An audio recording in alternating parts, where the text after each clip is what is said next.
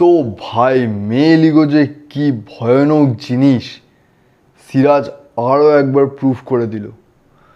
যে প্রিয় দল সিরাজের, যে তাকে বার করেছে, আজকে তার এগেনস্টে ভয়ানক ভয়ানক পারফরমেন্স। মানে আরসিবির সিরাজ মানে পাওয়ার প্লেতে পুরো ভেঙে দিয়ে বেরিয়ে গেছে।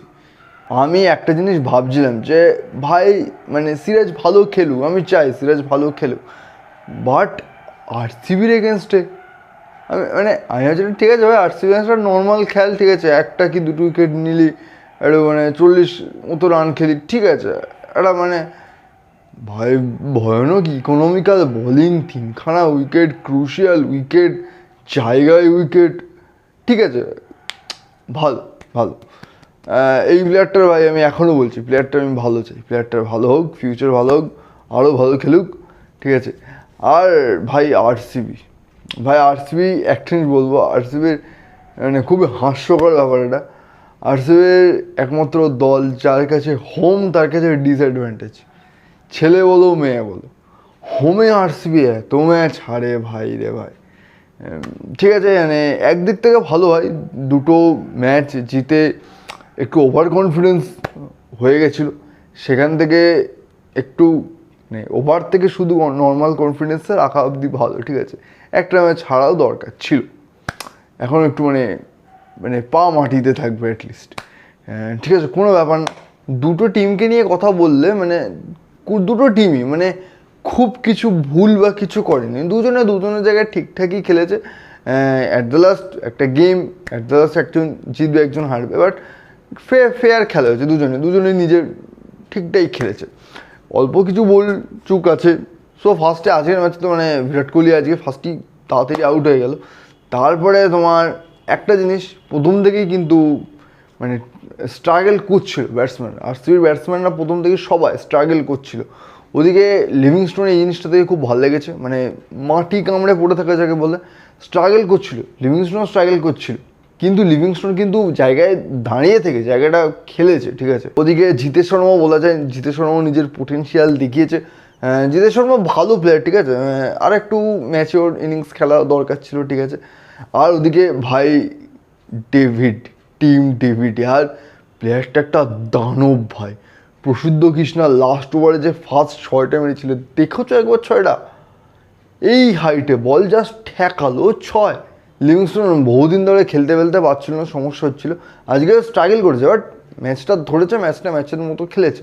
আর একটা জিনিস দেখে একটু ভালো লাগলো, ঠিক আছে, ম্যাচে সেটা হলো ভাই মানে লো স্কোরিং ম্যাচ বা মানে আইপিএল মানে ইস্যু মারতেই হবে বা এরম, এই ব্যাপারটা কমছে আস্তে আস্তে। এবছরের আইপিএলের স্টার্ট থেকেই দেখছি এই ব্যাপারটা কিন্তু আস্তে আস্তে কমছে। তো এখানে দেখো গেম কিন্তু ইন্টারেস্টিং হয়েছে, মজাদার গেম হয়েছে, এরকম গেম হলে ভালো লাগে ভাই। বোলারেরও মানে কন্ট্রিবিউশন থাকবে, ব্যাটসম্যানেরও কন্ট্রিবিউশন থাকবে, নাহলে আগের বছর কী চলছিল ভাই, মানে বোলাররা শুধু মার খেতে আসতো। এরকম হলে ইন্ডিয়া বলো বা বাইরের কোনো দেশে মানে কেউ তো বোলারই হতে চাইবে না, বোলারই মানে কোনো বোলারের ফিউচারই হবে না, কেউ চাইবে কেন ফালতু মানে আমি এসব বোলার হবো এবং গিয়ে মার খাবো। সো সেই অর্থে বলতে গেলে মানে এই যে পিচগুলো হচ্ছে ভালো পিচ। ওদিকে গুজরাটের বোলিংয়ে একটা জিনিস যেটা হলো মানে স্পিনারের দিক থেকে তোমার ওই সাই কিশোর ছাড়া মানে রাশিদ খান একদমই চললো না। লিভিংস্টোন পুরো রাশিদ খানের ওভারগুলো গুছিয়ে নিয়ে মারছে, ঠিক আছে। ওই টাইমে কিন্তু টিম ডেভিডের স্পিনে সমস্যা বলে টিম ডেভিডকে কিন্তু মানে আসতে দেয়নি শেষের দিকে যে রাশিদ খানের ওভারগুলো ছিল সেখানে। এটা একটা মানে খুব স্মার্ট খেলা। তারপরে যদি গুজরাটের ব্যাটিংয়ে আসি ভাই, বাটলার একটা মানে স্লো পয়জন ঠুক করে গিয়ে ভাই ম্যাচ বার করে।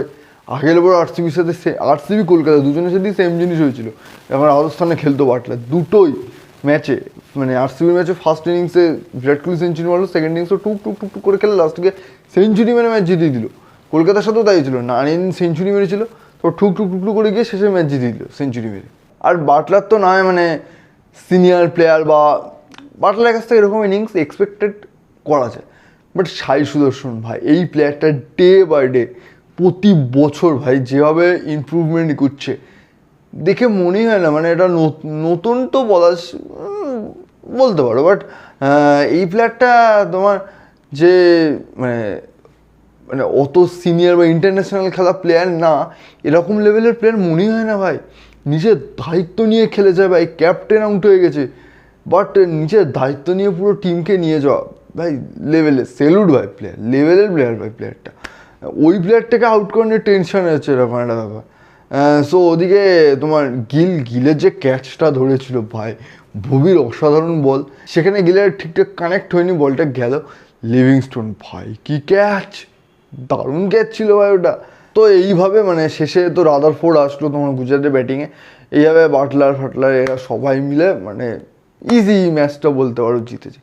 মানে গুজরাটের ব্যাটিংয়ের টাইমে খুব একটা কোনো প্রবলেম হয়নি। এখানে একটা জিনিস আমার একটা প্রশ্ন তোমাদের জন্য, তোমরা বলো, এখানে কি ইম্প্যাক্ট প্লেয়ার সুয়েশ শর্মাকে নিলে বেটার হতো? কি মনে হয়? কারণ ওদের কিন্তু শুধু সাই কিশোর চলেছিল, রাশিদ খানের মতো স্পিনার কিন্তু ওদের চলেনি। এবং এখানেও কিন্তু কুণাল পান্ডেও আজকে মার খেয়েছে, ঠিক আছে। সো আরসিবির পিচ সাধারণত এরকমই হয়, সেখানে দাঁড়িয়ে রাশিদ সালামদারকে আনলো ভালো, বাট কাজে দিল না। রাশিদ সালামদারও তোমার কোন একটা ওভারে ছিল, রাশিদ সালামদারের সেকেন্ড ওভার বা ফার্স্ট ওভার মনে নেই, বাট ওই ওভারটা বিশাল মার ফার খেয়ে গেছিলো। সো যাই হোক, এই ছিল আরসিবি গুজরাটের ম্যাচ, ঠিক আছে। আরসিবি হোম গ্রাউন্ডে ফার্স্ট ম্যাচ হারলো। ওদিকে এরপরে নেক্সট ম্যাচ আরসিবি আছে মুম্বাইয়ের সাথে 7 তারিখ মুম্বাইতে, ঠিক আছে। সো চলো আজকের মতো ভিডিও এই পর্যন্তই। তোমরা যেরকম ভিডিও দেখছো বা সাপোর্ট করছো খুব ভালো লাগছে, থ্যাংক ইউ। সো এই ভিডিও দেখো, শেয়ার করো খুব খুব করে, আর লাইক করে দিও, আর সাবস্ক্রাইবটা ইম্পর্টেন্ট, সাবস্ক্রাইব কিন্তু করো।